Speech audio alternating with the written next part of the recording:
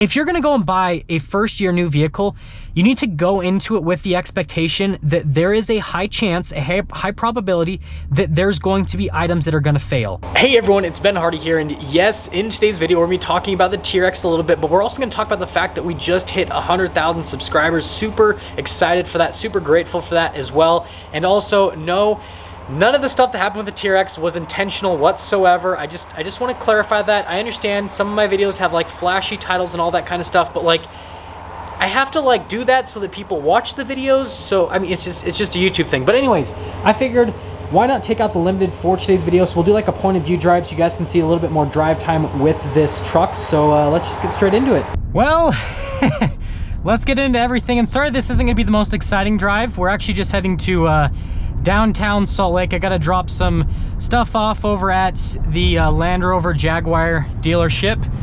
But let's first get into the subscriber thing. So first off, of course, like I'm extremely grateful for all of you for watching my content and getting us to this point where we do have 100,000 subscribers, and the channel right now is getting over 4 million views a month, which it's kind of crazy all the stuff that's happened this last month where the channel's just kind of like exploded out of nowhere. We've been getting 4 million views a month since about December. And just because of the large view count, the channel's gotten a lot of attention from places that I've never gotten attention from. So within this last month, we've been contacted by several car manufacturers. So now I'm gonna get demo vehicles from manufacturers. So they're called press vehicles. And since we're going to be getting press vehicles now, that means that I'm going to be able to do different types of content. And again, I've explained this in the past, but it really wouldn't be possible without all of you that subscribe. Yes, the views help out immensely. That's what the most important thing is that the channel gets a lot of views. But it's a lot easier for me to sell myself to these different dealerships and now to the car manufacturers when not only does my channel get a lot of views, but then there's a lot of people following me. So then they instantly see the subscriber number. They go, okay, this guy's kind of a big, right? The Anchorman meme where it's like, I don't know how to put this, but I'm kind of a big deal. That's basically the situation that it puts you in.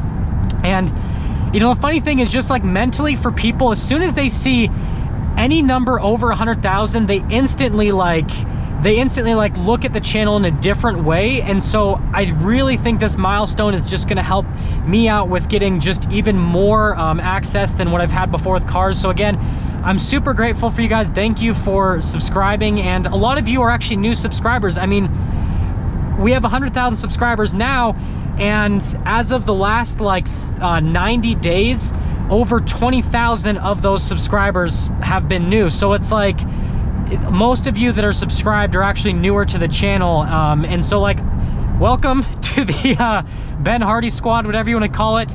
And then obviously all you guys that have been around here forever, I really appreciate it. I get comments all the time from people that have been around since I had like 400 or 500 subscribers. And it's crazy to me that people have stayed along for that long, really. Like I thought that, you know, at that point people would probably get bored with all my weird mannerisms and all of the weird filler words that I use, like, where I say that way too much and it's probably pretty annoying sometimes, but yeah, we somehow made it. And again, I'm really grateful for it. And yeah, that'll get us into the next little part. So I'm sure you guys are probably curious as to the title of the video about how, you know, the TRX getting kind of wrecked a little bit is the best thing that's ever happened. And honestly, it's two parts. So first off, there's been a massive amount of publicity around this whole situation happening. And as they say, there is no such thing as bad publicity. And it's really true. Like most of the news articles that have been written about the situation that has happened have been extremely negative towards me. Like they've all been pretty much calling me an idiot and how I should have done things differently and all this other stuff. And there's a lot of people that on YouTube are commenting the same thing.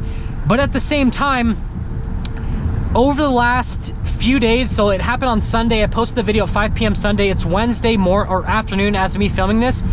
The channel has literally gained like 2,000 or 3,000 subscribers over the last few days, which I usually only gain about 200 subscribers a day. And so like going from 200 subscribers a day to gaining, you know, 800, 1,000 plus subscribers a day, just absolutely crazy. So again, there really isn't anything, or there really isn't such a thing as bad publicity. And then also the views on the channel have like absolutely skyrocketed since that's happened. I mean, the initial video already is, it's gonna be at 100,000 views pretty soon. And then the follow-up video that I made about what actually happened with the transmission and all that, that video is gonna probably, I mean, within a week or two, is probably also be at over 100,000 views. So not only have the videos gotten a lot of views, which is obviously beneficial to me, the videos have also gained me a bunch of subscribers, which, I mean, if this whole situation didn't happen, I wouldn't have hit 100,000 subscribers probably until the beginning of next month. And so it literally like just leapfrogged us to get 100,000 subscribers way sooner. So that's kind of like the first part of it, and that's kind of like, I guess, like the title sake of this video, why like it's the best thing that's ever happened. Even though like it's garnered a lot of negative publicity towards me, it's gotten the channel a bunch of attention.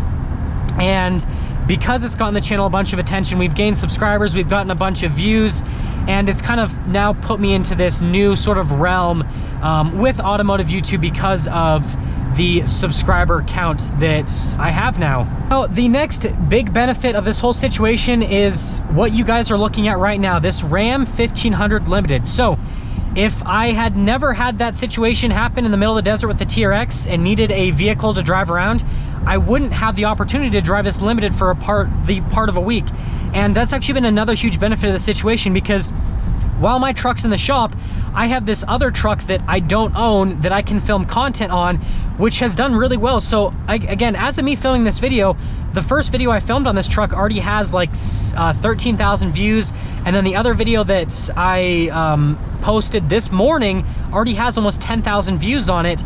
And so by my truck breaking down and me getting a truck to drive around on a daily basis while my truck's getting fixed is actually helping me to get more subscribers and make more money, because I wouldn't be able to film the content that I'm posting on this truck if this didn't happen. So that's been like another little benefit of this whole situation.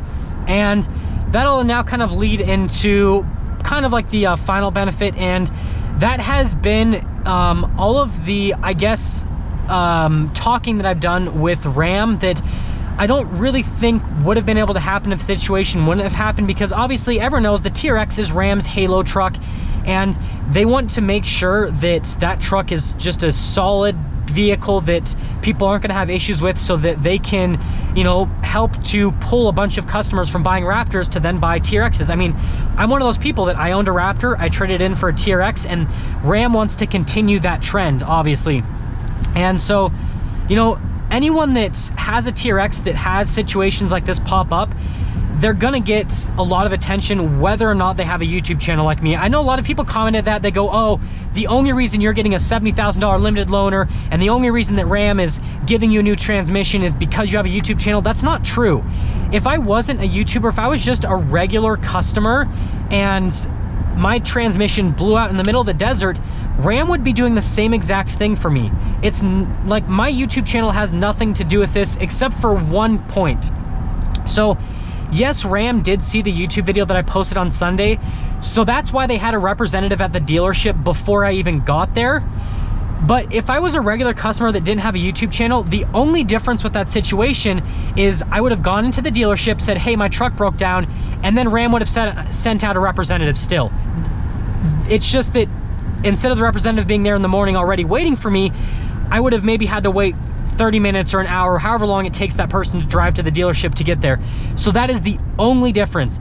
Everything else, from the loaner vehicle to Ram getting a new transmission for the truck to them covering it under warranty and all that kind of stuff, which I will get into that in another video, that would still happen for a regular customer. It doesn't matter if you have a YouTube channel or not. Ram's gonna take care of you. And no, Ram isn't paying me to say this. That's another thing that I thought was funny, is people are like, oh, Ram must be paying you to talk good about them and all that, this and that. No, Ram isn't paying me any money whatsoever. Like, if anything, you know, I should be expected to, and people, this is why people expect me to do this, like, I should be expected to be saying all this bad stuff because I bought a $95,000 truck and it's already broken down at 2,000 miles. But I feel like people that act that negatively I don't like that. I feel like there's just such a massive level of entitlement, and I don't understand why people are like that, because ultimately at the end of the day, the situation's gonna get figured out. And I mean, you know, let's say that Ram wasn't as easy to deal with as they have been, which again, they've been extremely easy to deal with. Let's say that they were playing hardball with me and they're saying, hey, we're not gonna cover anything because you're an idiot and you were manually shifting the truck, whatever. Let's say that that happened, which, just to tell you guys, that would never happen, because the Ram engineers, again, same, you know, they looked at the video and everything and they're like, this guy didn't do anything wrong. So just saying that. But regardless, they would still, like, if they even played hardball, like, you can, there's routes that you can go to make sure that the situation gets taken care of. So like, it was never really a thought in my mind, and it was never really an issue. And so like, I don't see the point in being a dick for no reason and being like super entitled because I bought an expensive truck. Like, cool, you bought an expensive truck. Like, that doesn't make you more special than anyone else. Like, that doesn't make me more special than a customer that goes and buys a base model tradesman Ram 1500. Like, I should get treated the same as that customer, and so I should also treat Ram like I shouldn't treat Ram in any entitled way. So like, I don't get that mentality. I don't get why people kind of like feel like I should have acted that way, or like they would have acted that way, all that kind of stuff. It just doesn't make sense to me. So yeah, I think that, you know, me not having a huge reaction towards it, that's just the way that I go about things. But again, I just knew the situation was gonna get handled. Sorry, I got a little sidetracked there because someone kept pointing at me because I have a GoPro on my head. It probably looks funny to people because I'm driving around with the GoPro on my head. But yeah, overall, Ram handled the situation just amazingly. I feel like they would have done the same for anyone. And especially, yes, they are gonna be paying more attention, the TRX is, because it's a new vehicle. And I guess this is something else I want to mention is, I feel like anyone that buys any new vehicle from a manufacturer that's like a whole new platform, like the TRX is not a regular 1500. It has a bunch of different components that are mixed together. You have the Hellcat engine, you have a heavy duty axle, you have all these different components that aren't normally put together. So it really is a new vehicle. If you're gonna go and buy a first year new vehicle, you need to go into it with the expectation that there is a high chance, a high probability that there's going to be items that are gonna fail. Like, that's just the reality of it. Like, there's things that they can do as much testing as they want, but until there's real people driving it in the real world that are actually owning the vehicle, you're not gonna know exactly how things are gonna go. And so if you do choose to go that route and buy a first year vehicle like what I did, and I mean, my truck was one of the first, I think, 100 to be produced. Like, if you're gonna do that like what I did, you have to have that expectation that something's gonna break. You're kind of like a test pilot. That's the best way to look at yourself. Don't look at yourself as an entitled customer that's buying a $100,000 vehicle and they better kiss your feet and all this other stuff. No, look at yourself as a test pilot for that vehicle. Things are gonna break, things are gonna go wrong, and you're gonna be working with the manufacturer to figure things out. And if you don't want that experience, then wait a year or two and then buy the vehicle. But, you know, if you want the vehicle right away, then you have to understand that kind of stuff is gonna happen. And I think it's exciting. Like, obviously for YouTube, it's exciting to kind of make content on it, even though I prefer to just make reviews and I don't like making stuff that's as controversial as this. At the same time, it's something different that I don't normally film, and it's a different experience. Like, I honestly enjoy talking to the manufacturer and like talking about the stuff that happened, and then kind of like, you know, in a way, like putting our heads together and going, oh, hey, so this is what happened, and this is what broke, and you know, this is what they could change. Like, it's cool. Like, I feel like I am a part of Ram in a way, like more so than just a customer that bought a vehicle. I kind of feel like I almost work for them in a way, like I'm working with them, and that's like exciting to me. Like, I actually like that level of interaction, even though, yes, that level of interaction is because something broke on my vehicle. I still think it's a fun experience. And like, you know, 20, 30 years from now, when I, you know, obviously probably won't have that truck anymore, I'll be driving, well, who knows what I'll be driving, who knows what will even be happening in 20, 30 years from now. We'll probably have like, finally have flying cars. We'll see what happens. But I'm gonna look back on this and I'm gonna like, it's gonna be one of those good memories for me where I'm gonna be like, yeah, remember that time that my truck just, you know, broke down in the middle of the desert because the transmission went out, and we had to limp it back to the dealership because we couldn't get a tow truck that day, and we weren't going to leave a bright green $100,000 truck in the middle of the desert. Like, this is going to be one of those experiences in life that I'm going to remember for the rest of my life, and it's going to be something that I'm going to look back on like fondly because it was different and it was exciting. So like, again, if you're not prepared for that experience, then, you know, maybe wait. But if you're going to be buying a first year vehicle that is all new, like the Ram TRX, just have that expectation that there is a chance that something's going to break, but you're going to get taken care of. Like, Ram, from a dealer perspective and then from a manufacturer perspective, is great at taking care of customers. Understand that you're going to get taken care of, and it's going to be a learning process for you and for the manufacturer, and you're going to be a part of that. Like, again, it's kind of like this special club where you are a part of the first owners of that vehicle, and you got to experience all the crazy stuff with it. And I don't know, I think that's special. But I'm not going to keep rambling on for any longer. Again, I really appreciate you guys for subscribing. I'm really excited to be at 100,000 subscribers. It's like, this is like a dream come true for me, getting up to this point, getting, you know, over 4 million views a month now, and having this many subscribers is crazy.